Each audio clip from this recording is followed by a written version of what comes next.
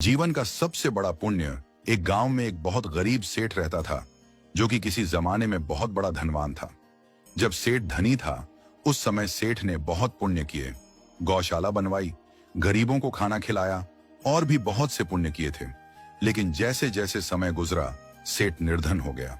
एक समय ऐसा आया कि राजा ने ऐलान किया कि यदि किसी व्यक्ति ने कोई पुण्य किए हैं तो वह अपने पुण्य बताए और उनके फल के रूप में जो भी चाहे वह ले जाए। यह बात जब सेठानी ने सुनी तो उसने सेठ से कहा, हमने तो बहुत पुण्य किए हैं, तुम राजा के पास जाओ और अपने पुण्य बताकर जो भी फल मिले वह ले आओ।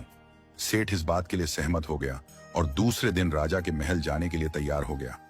जब सेठ महल जाने लगा तो सेठानी ने सेठ के लिए 4 रोटियां बनाकर बांध दी और कहा, रास्ते में जब भूख लगे तो रोटियां खा लेना।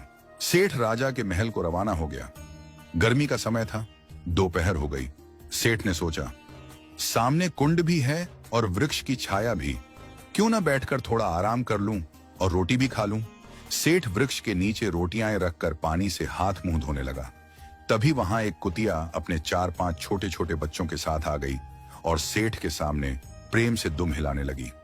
कुतिया को देखकर सेठ को दया आ गई। उसने 2 रोटियां निकालकर कुतिया की ओर डाल दी। भूखी कुतिया बिना समय गंवाए दोनों रोटियां खा गई और फिर से सेठ की ओर देखने लगी। सेठ ने सोचा, इस कुतिया के 4-5 बच्चे भी हैं जो इसका दूध पीते होंगे, 2 रोटियों से इसकी भूख नहीं मिट सकती। यह सोचकर सेठ ने बची हुई दोनों रोटियां भी कुतिया को डाल दी और खुद पानी पीकर अपने रास्ते चल पड़ा। सेठ राजा के दरबार में हाजिर हुआ और अपने किए गए पुण्य कर्मों की गिनती करने लगा और उनके फल के रूप में कुछ मांगने की इच्छा प्रकट की। तब राजा ने कहा, आपके इन पुण्यों का कोई फल नहीं है। यदि आपने कोई और पुण्य किया है तो वह भी बताए, शायद उसका कोई फल मैं आपको दे पाऊं।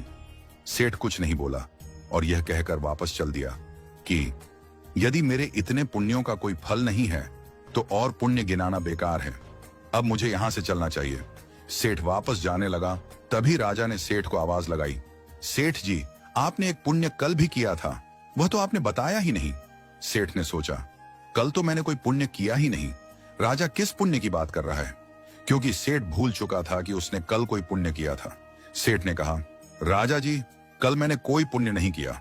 राजा ने उत्तर दिया, कल तुमने एक कुतिया को 4 रोटियां खिलाई और तुम उस पुण्य कर्म को भूल गए।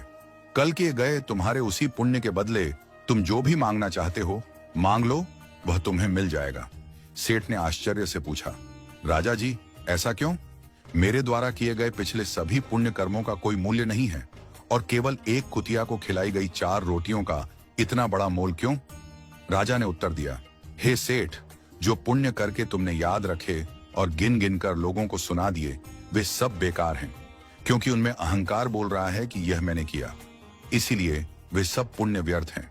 लेकिन जो सेवा तुमने कल बिना किसी स्वार्थ के दया और प्रेम से की, वह तुम्हारी सबसे बड़ी सेवा थी। उसके बदले यदि तुम मेरा सारा राज्य भी मांग लो तो वह भी बहुत कम होगा।